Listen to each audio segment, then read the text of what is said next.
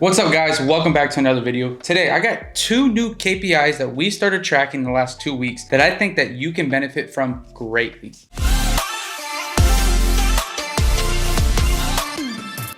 Alright guys, welcome back to another video. Today we're going to go over again those two KPIs that I believe that can help your guys' business in tremendous fashion. Now for you guys that do not know who I am, my name is Gino Plumber, real estate investor here in Atlanta, Georgia.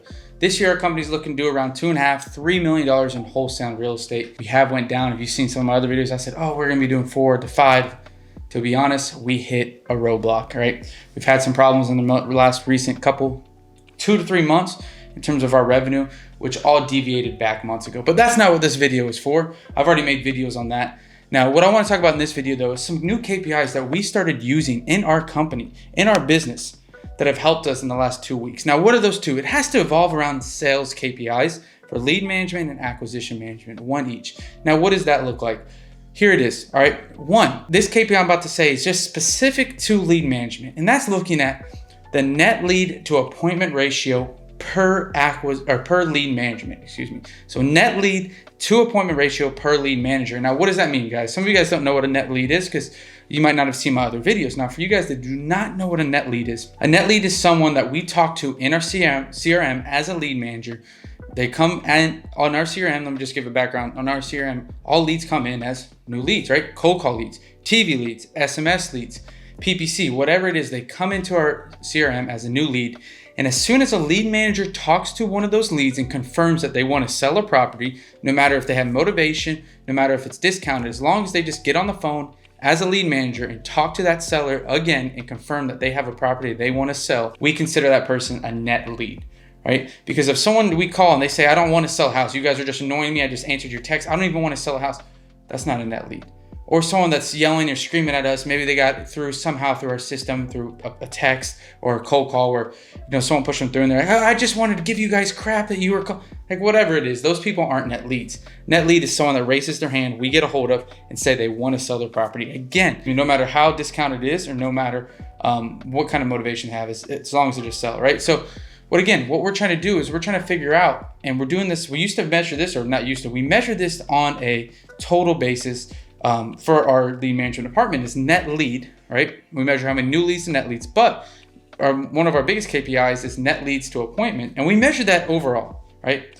For overall team, we've always measured that. But now looking at it individually, we can start seeing a lot more things. You might be saying, why didn't you do this already? Well, we just didn't. And I can't really tell you why, but I just thought about why don't we have a report? If we already emphasize it so much, why don't we break it down per person? And so we've already done that. And we've seen cracks and leaks in other people where they're like 3 times as worse as our next person or whatever it might be. And we just know those people aren't going to be a fit long-term, right? They're just not doing and progressing. And if they are maybe a good fit, right? They have the core values, they have the attitude. Well, we can need to pivot and help teach them and specify. And obviously they're talking to net leads, they're talking to people, but they might need to do a better job qualifying on appointments. They need to take key words and maybe start pushing more appointments. And that's something we can do on an individual level with them, training them now, knowing that that's where they struggle. So again, that's one big thing, and that's just for lead management. Now, second thing is we're measuring our revenue also per AM or LM, right? So for an LM side of it is revenue per appointment. Right? How many appointments has this person set for the year? And how much money have they made us, right? Because we can track when their deals close. How much money have they made us, right? If their revenue for appointment is, hey, they give us $10,000 in revenue per appointment, which I know it's not that high for any of them, but that's a lot better than in a lead manager that only gives us $500. We want that person to be rewarded and be getting more opportunities, more leads coming in into them, right? And however we can do that in whatever ways we're still figuring out, but we want that person talking to more people because again, their revenue for appointment is $10,000. So every time they set an appointment, it's $10,000. And again, that's an example. Maybe it's $500. Every time they set an appointment, it's $500. That's what we want because we know that, hey, the guy next to him is only at 100. This guy makes us 5 times as much money with the same amount, right? An appointment's an appointment and his appointments make us $500 versus this guy makes us 100. This guy should get rewarded, the $500 guy, right? Because he's going to make us more money. We should give him more, right? And enforce and educate that guy that's at 100 and try to get him better. Again, noting that person individually is struggling more than that next person, we can hone in our focus on training that one guy, right? That's at the $100 an appointment, revenue per appointment. And same thing for acquisition managers. What is their revenue per appointment complete, right? Who deserves to have more appointments? even on the acquisition side. So I said appointment complete, but it could be just appointments, right? Who deserves to get more appointments set for them on the acquisition manager side? Because every time they complete an appointment, we can divide this by how many appointments they've completed this year, divided by how much money they made us. And whatever that amount is, again, it's who deserves more appointments. Because if this person's making us $2,000 per appointment he completes as an acquisition manager, right? Every appointment he completes divided by the total revenue, we figure out again how much he makes us per appointment he completes. And if he's completing, he makes us about $2,000 per appointment he completes, and the other guy makes $500. Well, I want to reward the guy that has $2,000. For a company business owner, I want that guy with $2,000 that make us way more money. I want him taking more calls. So maybe I work him in the rotation of handoffs per LMs to set the appointment. Maybe I work him in there twice versus once, right? Because usually what we do is if a LM can't live transfer us to an acquisition manager, we'll schedule it for another acquisition manager, and we do an order. It might be Jared, Stelly, Ryan, Jorge.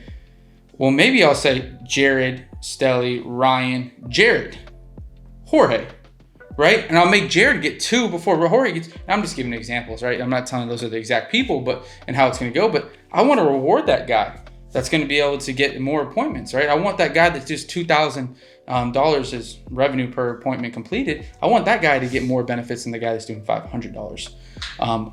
Again, in revenue per appointment complete. So I won't make it any longer than that, guys. Again, 2 KPIs there is looking at net lead to appointment ratio on an individual level for an LM, and then as well as looking on a revenue per appointment for an LM and a revenue per appointment complete for an AM. Track those numbers, know individual, and reward those people. Get those people more opportunities that are succeeding in those levels and those KPIs in your business. Somehow give them the more opportunities so they can make you more money. So hope you guys enjoyed this video. Again, I know it's kind of quick, but thanks again for watching. If you liked it, please leave a like button, or please hit the like button, leave a comment down below, and thanks for watching.